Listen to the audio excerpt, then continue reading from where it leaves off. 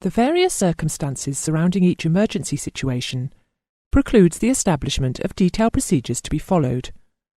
Accordingly, the procedures we outline here are intended as a general guide. Air traffic control centres shall always maintain full and complete coordination, and personnel shall use their best judgment to handle emergency situations.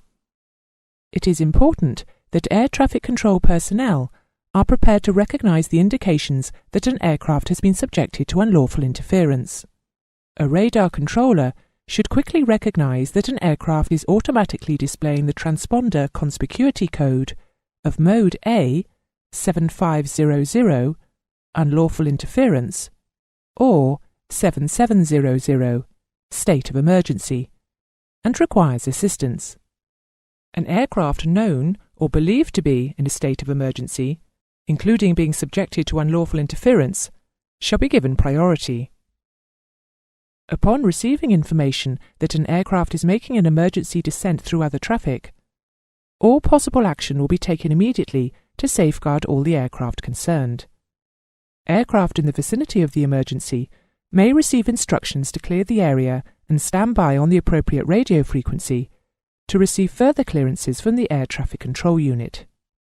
As soon as it is known that two-way communications between a ground unit and aircraft has failed, action shall be taken to ascertain whether the aircraft is able to receive transmissions from air traffic control by requesting the aircraft to execute a specified manoeuvre which can be observed by radar, or to transmit any form of signal in order to indicate acknowledgement.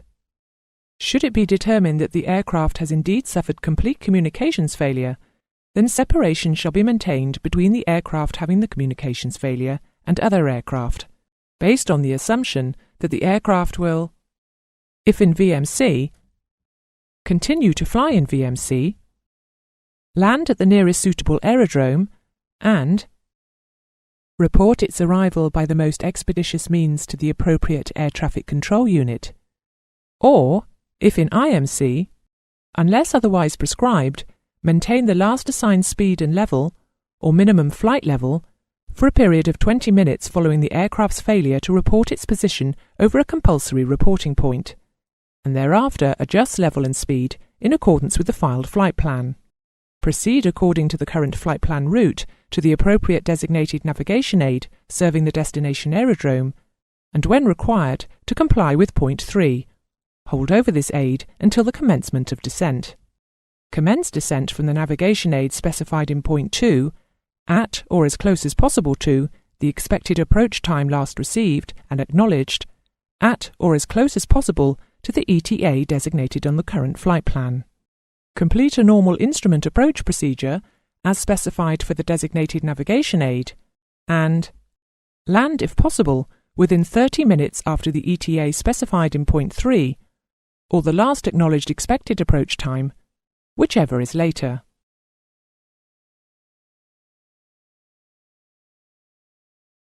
As soon as it is confirmed that two-way communication has been lost, appropriate information describing the action taken by the ATCU, or instructions justified by the nature of the emergency, will be transmitted blind for the attention of all other aircraft concerned. This will be done on the radio voice and radio navigation frequencies that the aircraft may be listening in on, such as the VOR frequency. Information will be given about the weather conditions favourable to a cloud braking procedure in areas where traffic may be avoided, and will also give the weather conditions at suitable aerodromes along with information about possible conflicting air traffic. The ATCU will inform all ATCUs in adjacent FIRs and all alternate aerodromes about the circumstances of the aircraft suffering communications failure.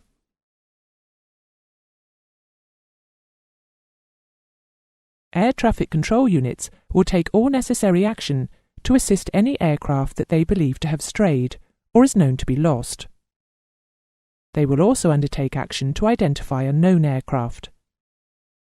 The definitions shown here explain the differences in unknown tracks. Strayed aircraft are those which have deviated significantly from their intended tracks or those that report that they are lost. Unidentified aircraft are those which are observed or reported to be operating in a given area, but whose identity has not been established.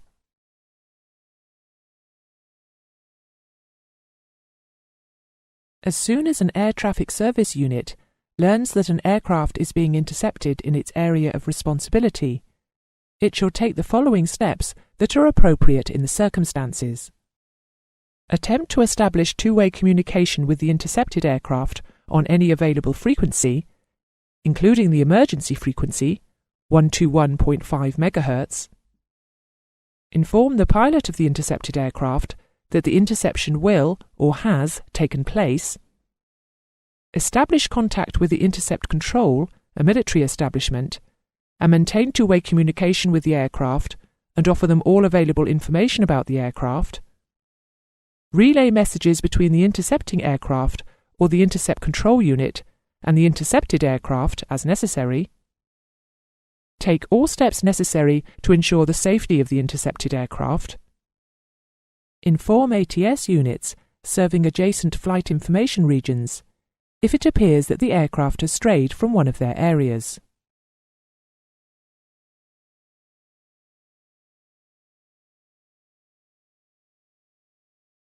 As soon as an air traffic service unit learns that an aircraft is being intercepted outside its area of responsibility, it shall take the shown steps as are appropriate to the situation. Inform the air traffic services unit serving the airspace concerned and provide them with information that will assist them in identifying the intercepted aircraft. Relay messages between the intercepted aircraft and the appropriate air traffic services unit, the intercept control, or the intercepting aircraft.